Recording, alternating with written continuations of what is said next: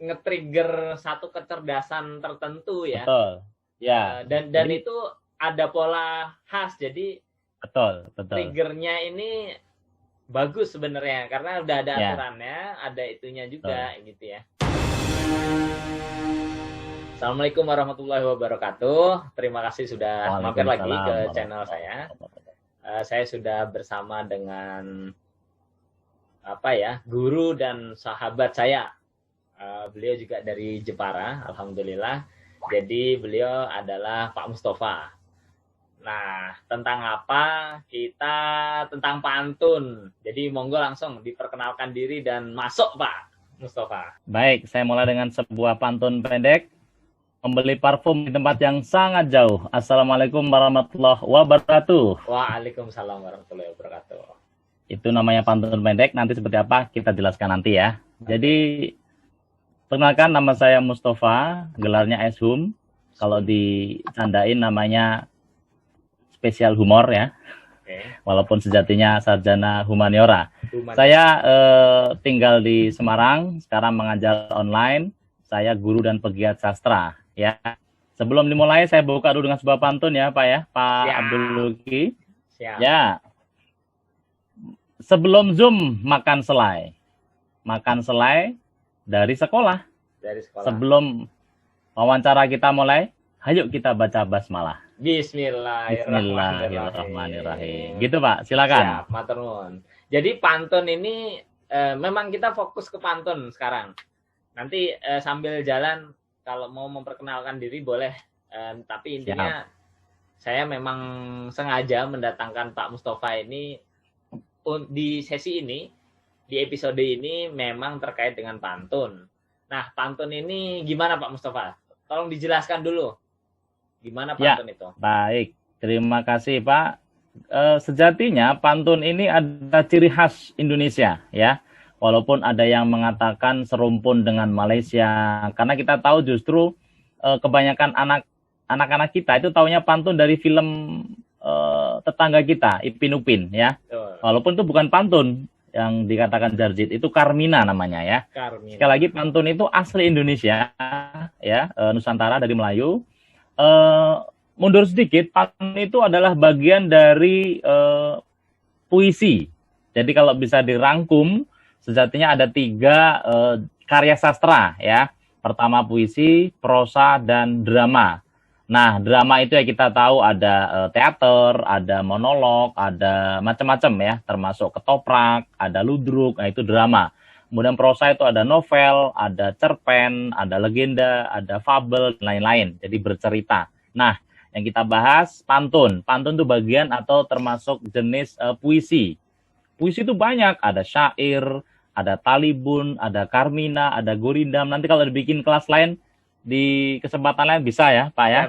Tapi kita bahas tentang pantun khusus. Jadi sekali lagi pantun itu bagian dari puisi. Nah, yang menarik, pantun ini memiliki formula atau batasan khusus. Ya, dia tidak bisa sembarangan. Misalnya kalau dicari di beberapa referensi banyak sekali ya, tapi secara singkat pertama, pantun itu hanya terdiri dari 4 baris. Ya, kita bicara pantun ya. 4 baris dengan 2 baris pertama adalah sampiran. Sampiran itu ibaratnya kayak kalau rumah itu halamannya. Jadi semacam pembuka ya. Dia memang menjadi semacam jembatan sebelum masuk ke intinya. Kemudian 2 baris ketiga dan keempat adalah inti atau isinya. Nah, yang berikutnya harus ada pola zigzag di bunyi akhir. Jadi kalau A, B, itu namanya pola zigzag ya. Kalau A, sebetulnya secara kaidah pantun kurang pas, walaupun sebetulnya bisa dihitung juga ya. Karena kalau A nanti masuknya ke syair. Meskipun syair itu nanti isinya 4 baris isi semua. Nah, kalau yang contoh pertama yang tadi saya berikan, itu adalah Carmina, namanya pantun kilat atau pantun pendek. 2 baris saja, baris pertama itu sampiran, baris kedua isi. Nah, yang terakhir kisi-kisinya atau formulanya, pantun itu di setiap baris, ini yang penting, 8 sampai 12 suku kata. Jadi silakan dihitung. Kenapa 8 dan 12? secara mudahnya itu adalah ukuran di mana orang bisa sekali narik nafas untuk mengucapkan kalimat. Jadi 8 sampai 12 suku kata. Ya, tadi seperti saya kasih contoh, sebelum Zoom kita makan selai. Sebelum Zoom kita makan selai 11. Nah, kayak gitu. Selai dibawa ke sekolah. Selai dibawa ke sekolah 9. Nah, 8 sampai 12 masuk. Sebelum masuk, sebelum wawancara kita mulai. Sebelum wawancara kita mulai, 11 juga. Mari kita baca basmalah. Mari kita baca basmalah 9. Jadi 11 9 11 9 masuk, ya kan? Masuk. Jadi saya sering Pak Luki menjadi juri pantun. Jadi beberapa kali di sekolah ada perang pantun. Ada penilaian strict gitu. Ini mengikuti pola yang benar nilainya 100. Ini kenapa Pak nilainya 75? Karena tidak AAA misalnya. Karena suku katanya di bawah 8 atau lebih dari 12. Seperti itu, Pak. Jadi pantun memang dia unik ya, ciri khas. Coba cari di Inggris kayaknya nggak ada itu ya. Di Australia, di Spanyol, di Italia tidak ada itu ya. Pantun itu hanya Indonesia. Oke. Dan di Inggris kan kayaknya nggak bisa. Itu memang 4 baris gitu ya? 2. Ya, harus. Atau kalau misalnya bikin 6 3 3 gitu gimana? Nah, menarik. Kalau itu nanti beda lagi. Oke. Ya, nanti ada lagi kita bahas. Namanya bukan pantun. Nggak boleh itu. Ibaratnya itu berdosa itu ya. Pelanggaran.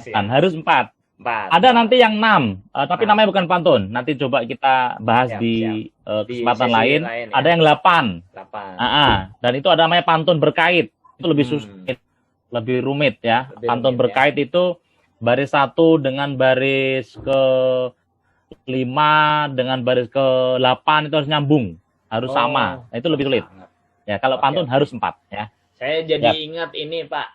Ada satu kawan saya, sebetulnya bukan karena kawan saya, karena tulisannya memang agak luar biasa. Dia tulis, sebenarnya bukan dia yang nemuin. Saya yakin bukan dia cuma menuliskan kembali. Ada namanya ring of words atau sejenis itu lah ya, yang Al-Qur'an katanya saling berkait menjadi seperti sebuah cincin ya, rantai ya. Ternyata ya saya jadi kebayang itu berarti memang nggak semudah itu ya, artinya itu nggak itu ini ya. Oke. Nah, kalau kan gini ya, kalau pantun tuh kalau saya susah banget gitu bikin pantun. Saya kalau ujian disuruh bikin pantun, saya cuma ngapalin 1-2 pantun aja, yang itu ambil dari buku. Nah, gimana nih Pak nih? Oke. Cara mudahnya ya. Masih ingat ya pantun yang dari SD kita dengar? Berakit-rakit ke hulu, berenang-renang ke tepian. Masih ingat ya? Ingat. Itu pantun fenomenal, itu sangat terkenal. Bahkan saya ingat betul tahun 90-an saya masih SD, ketahuan tuanya ya. Itu jadi soal ujian dulu yang namanya Eptanas. Jadi meneruskan betul, meneruskan pantun, berakit-rakit ke hulu, berenang-renang ke bla bla bla, gitu kan? Kita suruh ngisi. Kalau dulu masih skala mengingat ya, itu pantun paling mudah ya. Sebetulnya dari situ aja kita udah tahu. Ternyata pantun termudah pun bisa dibedah, bisa dicari, bisa diolah formulanya. Caranya gampang. Kalau mau bikin pantun baru, langsung nanti kita latihan. Kalau perlu bikin di komen di bawah ya Pak ya. Boleh. Nanti perang pantun di bawah nih. Cara mudah, pertama, pikirkan dulu kita mau bicara apa. Kita mau tentang apa. Kita mau menyampaikan message-nya apa, pesannya apa. Ya.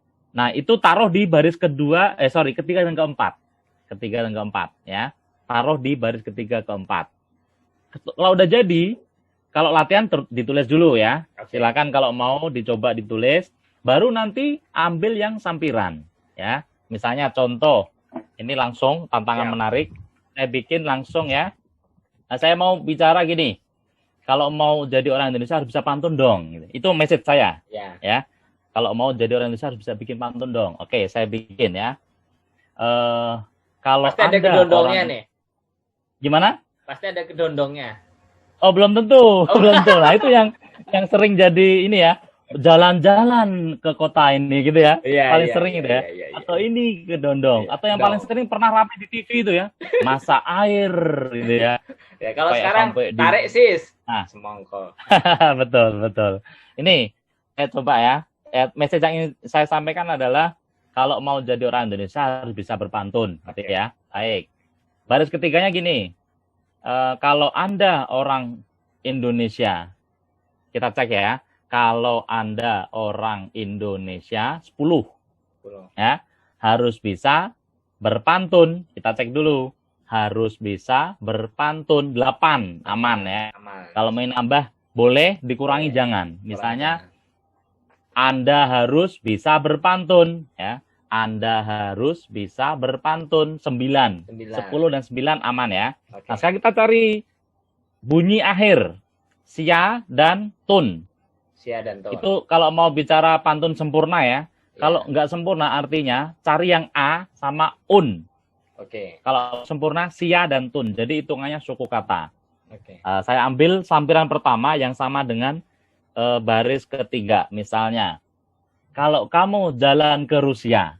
Oke. Sama-sama sia ya. Sama sia. Kalau kamu jalan ke Rusia atau Malaysia atau Persia, banyak tuh. Nah, Ya. kuncinya dalam membuat pantun itu harus kaya kata. Oke. Ya kan? Gimana cara kaya kata? Banyak baca. Oh, Nah, tetap itu ya. kuncinya. Jadi cari diksi yang bunyinya sama. Oke, kita ulangi. Kalau kamu jalan ke Rusia, ya. Sekarang baris kedua sampiran. Sampiran boleh nggak nyambung, boleh ngasal. Boleh nggak nyambung, boleh ngasal. Boleh yang lucu, boleh yang nggak masuk akal, nggak make sense. Apa itu? Nggak masalah. Yang penting isinya. Saya lanjutkan. Jangan lupa ajak si Atun. Ketahuan ya? Ya. Jangan lupa ajak si Atun. 9. 9. Kalau kamu orang Indonesia, Anda harus bisa berpantun. Jadi deh. Nah, itu cara mudahnya. Jadi kata kuncinya, ambil yang baris ketiga keempat. Kita mau sampaikan apa nih message-nya? Kalau kepanjangan, dirapiin lagi. Kalau kependekan, tambahin lagi. Dalam beberapa kesempatan, pantun itu boleh pakai bahasa apapun. Bahasa slang, bahasa campuran bahasa Inggris, nama makanan, boleh. Tapi kalau dalam lomba tentu. Barusan kemarin Pak, saya mengajar atau melatih anak SMP di tempat saya mengajar, membaca berpantun. Ini pantunnya justru pantun Aceh, pantun Melayu. Dan itu bahasanya sangat khas dari sana. Itu menarik. Nah, itu contohnya kayak gitu. Bedanya apa, Mbak, itu pantun Aceh? Misalnya mereka menggunakan kata-kata atau istilah Aceh yang kayak misalnya contoh ya, khasnya Aceh kan saman kayak gitu loh maksud saya. Jadi menggunakan unsur-unsur kedaerahan gitu. Siap. Betul. Nah, dalam pantun itu sangat terbuka lebar. Bahkan menggunakan bahasa-bahasa Inggris. Kadang-kadang untuk beberapa kata yang ujungnya susah cari padanannya, itu boleh dengan kata-kata slang. Contohnya apa, Mas? Yang gitu. susah. Misalnya contoh ya, kalau tiba-tiba saya harus ketemu dengan Hendrik, sinar X-ray, sinar X-ray misalnya. X-ray. Kan susah tuh, sinar X-ray. Iya. Ray itu apa? Atau misalnya T-Rex. Rex. Nah, misalnya. Tapi apa aja boleh, misalnya koreks misalnya juga boleh kan, apa-apa. Gitu, Pak Logi. Oke. Nah, gimana, mau coba? Saya nanya dulu nih sebelum Oke, nanti bisa dicoba ya. Kan? Saya memang langsung nih. Jadi gini. Siap. Katakanlah saya udah berhasil nih tadi dengan rumus ya, karena kalau buat saya kan asal dirumusin, asal jelas rumusannya, saya bisa lah gitu. Kayak udah yang penting ngerjain soal fisika, soal matematika, yang penting rumusnya jelas, udah kerjain beres lah. Cuma masalahnya gini, kan kita ngomong itu kan nggak pakai kertas. Kalau pakai kertas kan malu. Kayak misalnya orang-orang malu dong baca gitu. Nah, gimana Ketahuan, tuh ngingetnya gimana gitu. Ya, baik. Ini sering ditanyakan untuk pembaca pantun pemula atau pemain pantun pemula. Untuk orang-orang yang baru latihan memang harus ditulis. Harus. Mau nggak mau ketika dia berpantun harus latihan menulis. Oke. Saya baru mencoba untuk membuat rangkuman pantun yang saya buat untuk jadikan sebuah buku dari serakan mana-mana, karena saya sering di depan kelas, di MC atau apa, saya kasih sisipan pantun ya. Nah, itu harus latihan nulis. Ketika udah terlatih baru akan nempel di sini. Nah, kapan bisa nempel di sini? Ya ketika udah sering tertulis. Sebetulnya konsepnya sama seperti orang-orang yang pandai berpidato, pandai berstand up komedi, pandai berdakwah katakanlah ya. Itu kan semua diawali dengan teks kan? Nggak mungkin enggak. Nah, ketika kemudian dia sudah mahir menuliskan teks, lepas teks sudah berani. Nah, kalau sudah lulus di bagian teksnya, maka nanti itu otomatis otak akan bergerak. Ya, cara mudahnya sih cari kata kunci di bagian akhir, tempel dulu. 3 dan 4 tadi. Kata dulu deh, jangan kalimat. Kata, taruh dulu, tempelkan. Baru cari kalimat, nah, selesai langsung. Memang nggak bisa seperti membalikkan telapak tangan ya, harus latihan sih. Karena beberapa yang saya latih itu butuh waktu ya. Gitu Pak. Jadi menurut saya tahapan menulis harus tetap dilalui. Terus gini, biar yang muda-muda semangat deh. Kan ada lombanya tadi katanya ya. Itu lombanya kayak apa? Terus gimana tuh? Gimana? Ya, baik. Ada beberapa kategori. Saya jadi ingat sebelum saya sampaikan. Boleh. Saya membayangkan kalau para remaja atau anak-anak ABG di Jakarta, daripada mereka tawuran, mending perang pantun deh. Gitu ya. Okay. Kayak seru ya. Oke. Iya kan? Anak-anak yang apa lu, mending perang pantun. Padahal kita tahu Betawi itu kan pantun banget. Coba pernah lihat palang pintu. Palang pintu itu harus pandai berpantun walau mereka pakai naskah. Ya. Untuk lomba itu ada berapa kategori? Pertama, perang pantun itu biasanya tim, kelompok atau yang berani itu 1 lawan 1.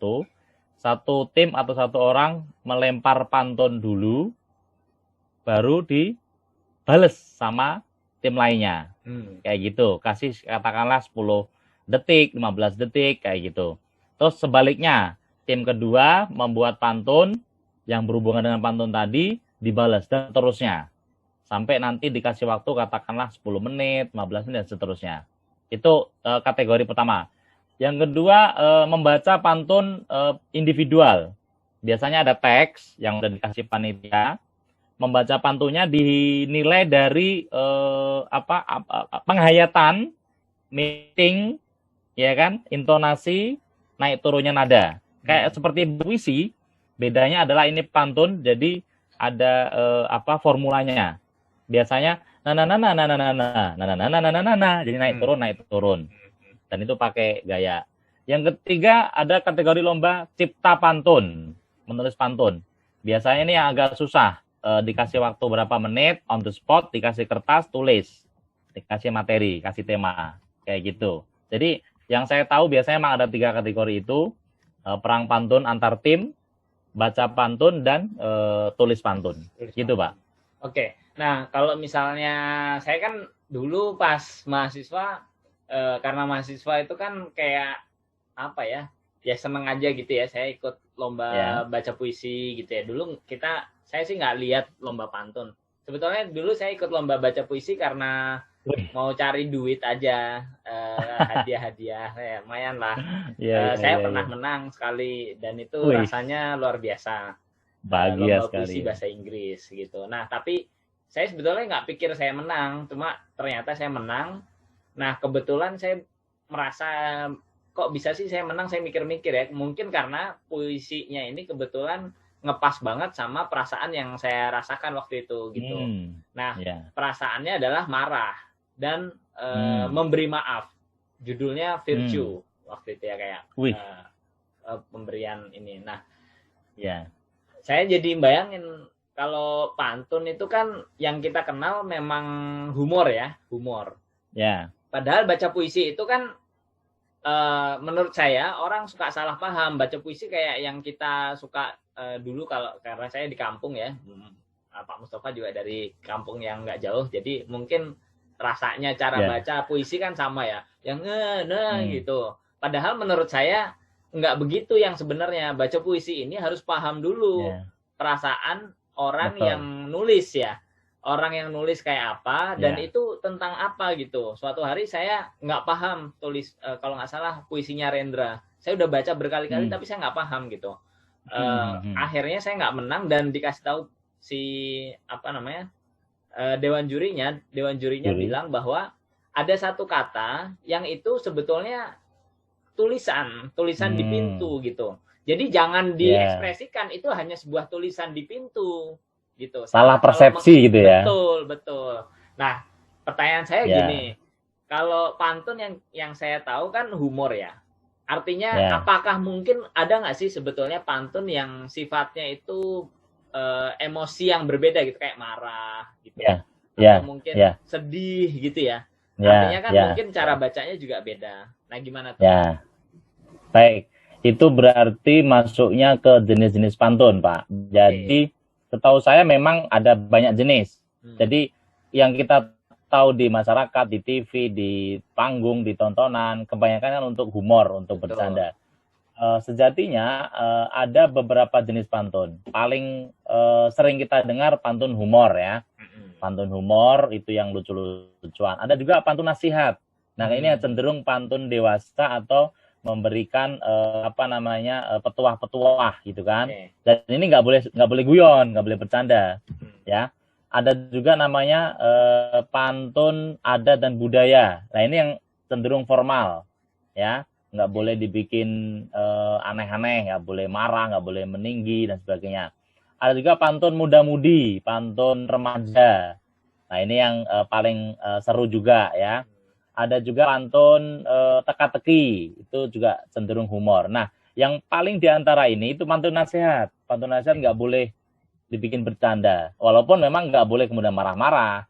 Jadi beda dengan puisi. Bedanya kalau puisi itu spektrum perasaan lebih luas. Mulai dari sedih, marah, sampai kecewa dan seterusnya. Kalau pantun itu ya itu aja, walaupun banyak jenisnya ya. Tapi menurut saya yang paling tidak boleh diotak-atik atau dibuat main ya pantun nasihat. Kalau bercanda atau romantis masih bisa lah untuk guyonan kayak gitulah, kelakar atau joke gitu. Seperti itu, Pak. Oke. Nah, kalau tadi pantun-pantun kan banyak ya. Yang kita kan suka dengar kalau ada orang pantun, kita sebagai penonton kayak mengapresiasinya dengan bilang cakep gitu kan ya. Nah itu gimana tuh ceritanya? Apakah memang itu oke? Gitu. Yang pertama, yang kedua, karena kita sebagai penonton kan kayak mengapresiasi ya. Nah, sebagai orang yang membacakan puisi atau bikin puisi itu merasa terapresiasi nggak sih dengan kayak gitu? Ya, pertanyaan bagus ya. Sering juga seperti itu di panggung, terutama kalau lagi di acara-acara anak-anak sekolah gitu ya. Menurut saya ini sekali lagi sudut pandang saya bisa berbeda dengan teman-teman lain di sana. Permulaan dari respon atau feedback audiens atau penonton atau pendengar dengan ucapan cakep itu menurut saya dimulai dari dunia televisi menurut saya.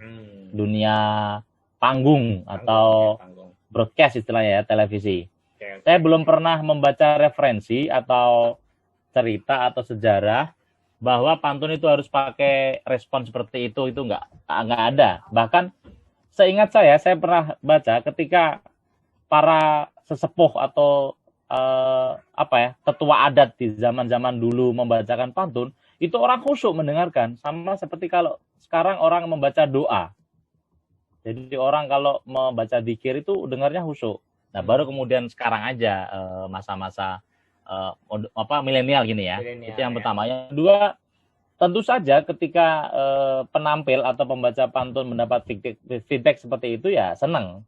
Artinya diapresiasi. Bahkan saya sering kalau baca pantun kemudian kok audiens diem, kita ulangi lagi ya, harus pakai cakep, harus kayak gitu ditegaskannya. Walaupun tidak harus, itu hanya untuk semacam ice breaking lah atau memecah suasana. Artinya kita sebenarnya seneng juga ya. Kalau Senang, kita senang. yang bacain juga senang digituin ya. Betul, senang. Sama seperti orang kalau menyanyi selesai dikasihkan applause, standing Ya. applause gitu Ya, kan, ya, atau ya, orang siap, nyetak siap. bola, nyetak gol di bola terus girang, Ya. teriak-teriak gitu kan. Sama seperti itu perasaannya. Siap, Gitu, siap, Pak. siap. Ya, makasih. Nah, kayak tadi kan nyebut juga tuh pantun teka-teki ya. Kasih contoh dong, Pak. Teka-teki apa? Oke, sebentar. Ini yang apa? Kita harus cari dulu apa namanya teka-tekinya apa Boleh. yang sebisa mungkin terjawab gitu ya. Oke. Sebisa mungkin terjawab Karena, ya. Nanti ya jawabnya pakai jangan pantun sampai juga emangnya. ya gimana siap menjawab pakai pantun. Jadi gini, kalau di searching di Google banyak tuh. Biasanya sih apa kalau yang paling sering itu ini apa ayam terbalik. Nah, itu loh yang jawabannya nanas gitu loh. Atau ayam apa atau binatang apa yang punya kuku di kaki. Nah, kayak gitu kan. Nah, kita coba cari yang baru yang bukan yang itu ya. Oke. Kita seperti message seperti saya sampaikan tadi di awal, kita coba message-nya apa atau yang mau disampaikan apa. Pertanyaan yang punya jawaban. Jadi ketika nanti saya sampaikan, saya floorkan pendengar atau Pak Luki tahu jawabannya apa gitu kan. Ya. Oke, saya pengen yang mudah aja ya, Oke. Misalnya gini, ini tapi pertanyaan plesetan ya Pak ya. Oke. Bukan pertanyaan yang misalnya ikan apa yang paling ganteng gitu dulu. Jawabnya apa? Ikan gue. Enggak, ini sebelum saya bikin pantun ya. Oke. Sebelum saya bikin pantun, bikin rumusannya dulu. Bikin rumusannya dulu ya. Ikan apa yang paling ganteng? Jawabannya ikan gue. Ya, oke. Ya itu pelesetan kata ya. Baik. Sekarang kita coba bawa itu ke pantun ya.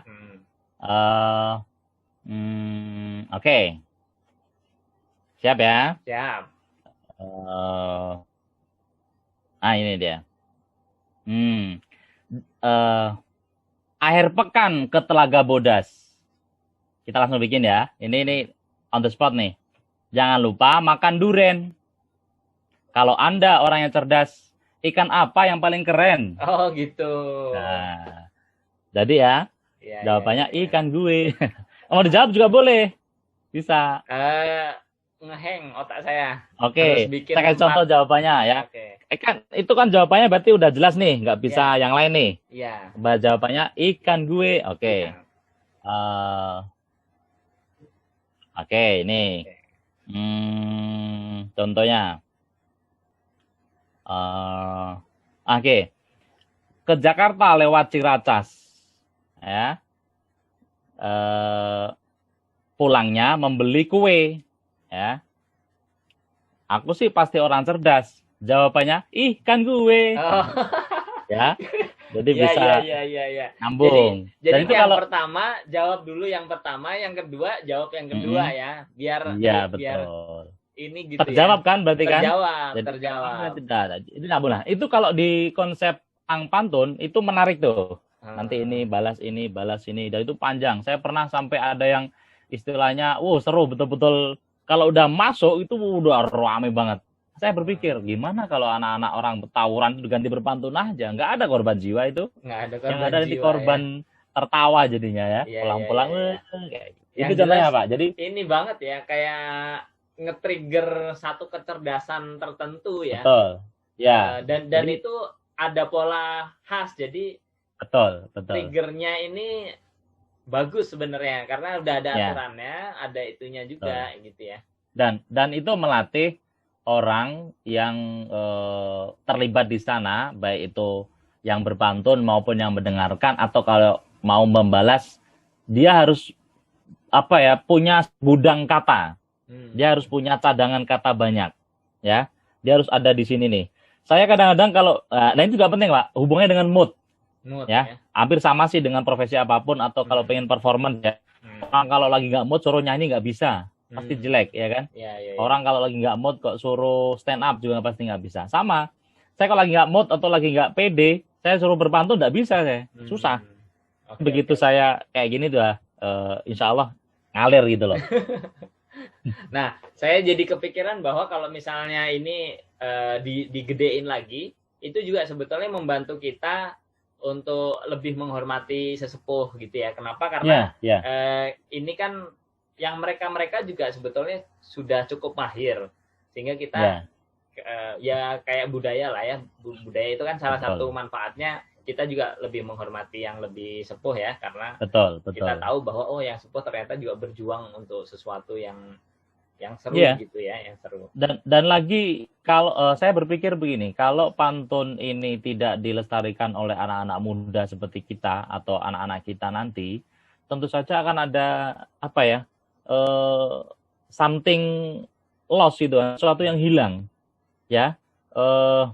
Pantun ini kan menjadi menarik karena turun temurun. Alhamdulillah diajarkan di kurikulum seperti yang saya sampaikan di kelas, ada materinya gitu kan. Memang ini bentuk sebagai menghargai sesepuh atau orang-orang leluhur kita dulu kan, kayak gitu. Tapi memang agak, kalau saya ya, kalau kondisi saya kan cukup awam nih di perpantunan ya, agak khawatir juga nih karena pantun-pantun yang tentu sangat baik ya, hal-hal yang sudah disampaikan secara pantun ini sangat baik. Cuma memang kadang kalau kita suka di jalan gitu ya, pantun itu kayak cenderung ngejek gitu loh.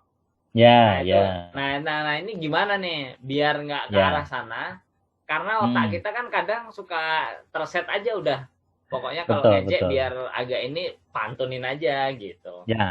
Nah itu nilai lebih dari sebuah pantun. Kalau kita mengejek langsung dengan frontal kepada orang di depan kita tanpa tedeng aleng-aleng kalau bahasa Jawanya ya, tanpa tendensi, tanpa apa ya, istilahnya to the point lah, orang pasti akan marah. Tapi kalau kita ngomongnya dengan pantun, itu beda penampilannya atau feedback atau orang yang mendengarnya akan beda lah istilahnya gitu. Nah, yang menjadi permasalahan kita sekarang adalah begitu mudahnya anak-anak muda terutama tersulut emosi, tersinggung gitu loh. Padahal kalau kita perdalami lagi, orang yang semakin luas cakrawalannya, semakin dalam nuraninya atau hatinya, itu tidak akan mudah tersinggung dengan cara apapun gitu kan. Apalagi dengan pantun. Pantun kan memperhalus omongan. Nah, caranya adalah kalau menurut saya supaya tidak gampang tersulut, ya harus berlatih untuk menerima kenyataan gitu. Nah, sebaliknya orang yang berpantun atau yang menggunakan pantun sebagai alih-alih untuk memuji malah menggunakannya membuli misalnya, ya kita harus berlatih untuk menggunakan pantun sekali-kali dengan suasana yang berbeda gitu. Sekarang saya agak lompat dikit Pak. Kalau misalnya Bapak ini kan kalau nggak salah jurusan Sastra Indonesia ya, betul nggak? Sastra Indonesia di Undip Semarang. Di IKIP Semarang, UNES. Universitas Diponegoro. Diponegoro, siap.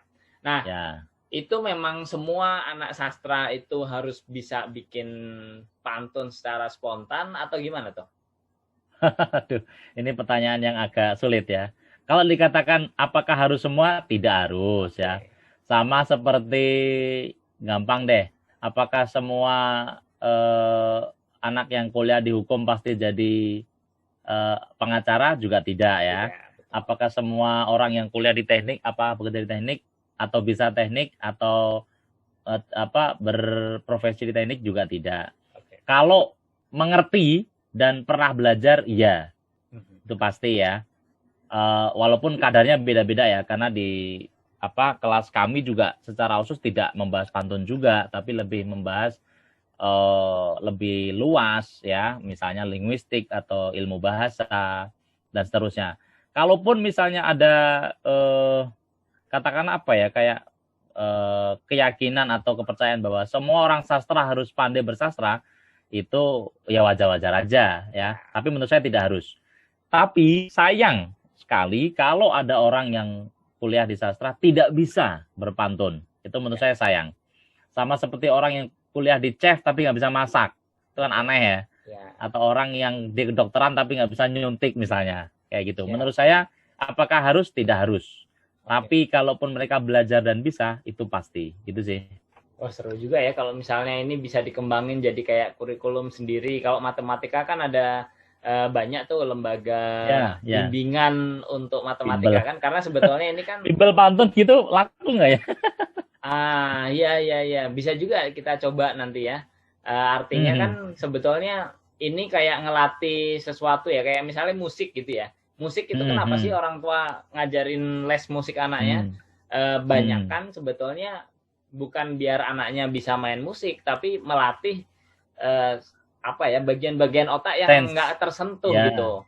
Nah, betul. kayak ini kan nggak tersentuh. Saya mungkin selama hidup saya nggak kesentuh nih, ada bagian otak saya yang nggak tersentuh, sehingga kayak Ya, ketika ya. nyambungin ke situ susah banget gitu. Ya Ya, kan? ya, ya, Artinya ya. kalau itu dilatih, kan kayak misalnya ada nih teman saya yang dia sengaja apa namanya nulis pakai tangan kiri, gitu. Sengaja Mhm. dia sebenarnya nggak kidal, tapi di umur Mhm. tertentu dia nyobain nulis pakai tangan kiri. Menantang ya, Tujuannya, ya. ya biar ke-trigger satu Mhm. bagian yang dia lama nggak Mhm. pakai gitu. Makasih banyak kesempatannya. Nanti kita sambung lagi dengan Pak Mustafa, mumpung bisa ketemu. Siap. Karena memang jadwalnya padat juga nih Pak Mustafa nih. Insya Allah Iya, iya, kita sambung disibuk-sibukkan. lagi di Siap, siap. serial dan episode lain. Untuk Ditunggu ya. episode ini saya mohon izin saya tutup dulu. Siap. Assalamualaikum warahmatullahi wabarakatuh. Waalaikumsalam warahmatullahi wabarakatuh.